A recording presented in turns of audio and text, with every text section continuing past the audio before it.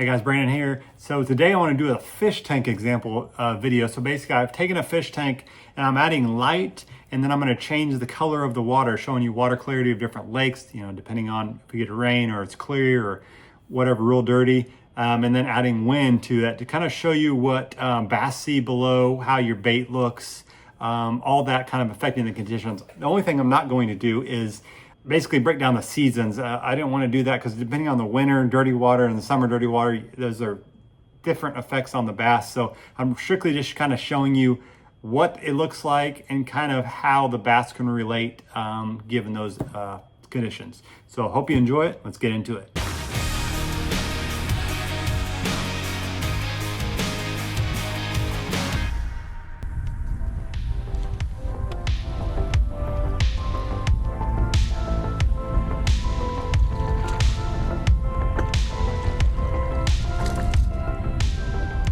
Okay, so our first example is clear conditions with no wind.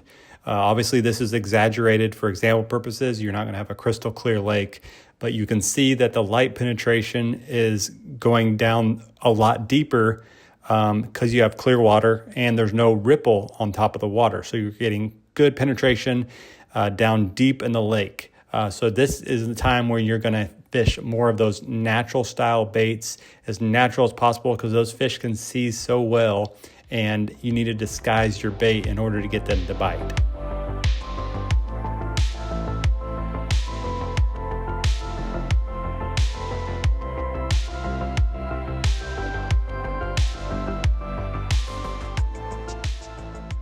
So when you add wind to these clear conditions, you get a little bit more of that light being broken up. If you were actually on a lake, you'd have more of a ripple here, obviously, and it's not clear, crystal clear water. But that ripple kind of breaks up that light penetration. That beam of sunlight is not breaking, it's not shooting straight down to the bottom anymore, because that ripple is kind of deflecting it, shooting it in different directions. You still need to use natural baits, but adding that wind allows you to start using more of those reaction style baits, because that light penetration is being broken up by that wind, allowing you to kind of opening your window up for more baits.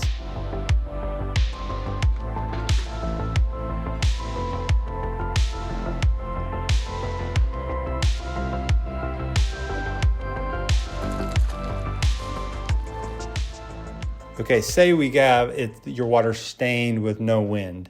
You can kind of see in this example the bait moving around. It's just harder to see with the light penetration. So you keep that in mind too. When you have those dirtier conditions, you're going to need baits that are going to stand out a little bit more. This requires a little bit slower of a presentation a lot of times, depending on your watercolor. Fish will sit under stuff and kind of, obviously they can't see it when it's falling from a distance away, because their vision and their distance they can see is reduced. So they're relying more on feel, and they're going to want to get against something again because they can't see. So they're not going to track things very far. They're just kind of waiting on that feel and whatever little bit they can see to react to your bait.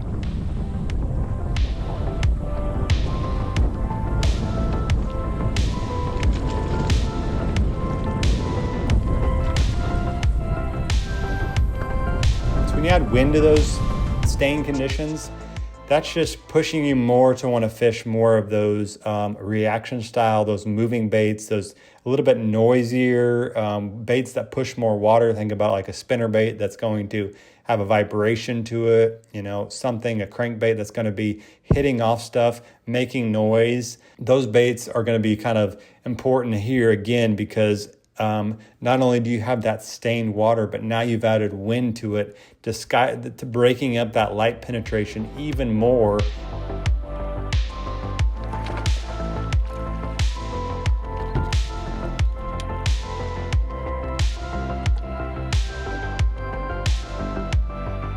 Okay, so now you have the water conditions that are dirty with no wind.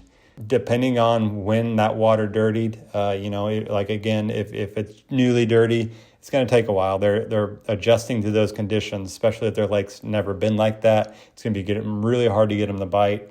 They can't see, so they're going to want to get against something, like my examples I've provided in the past, if somebody shuts the lights off in your house, the first thing you do is feel for something that you can grab onto, a wall, chair, something to get against. So that's your comfort zone.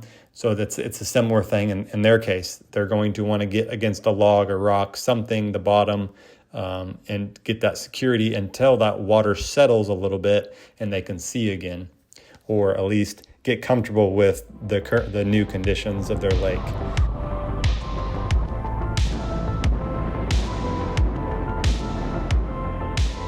So if you had, this dirty water you add wind, in the summertime, it can help you a little bit, but still those conditions are still tough, requiring you to, fish that structure where they're going to be by.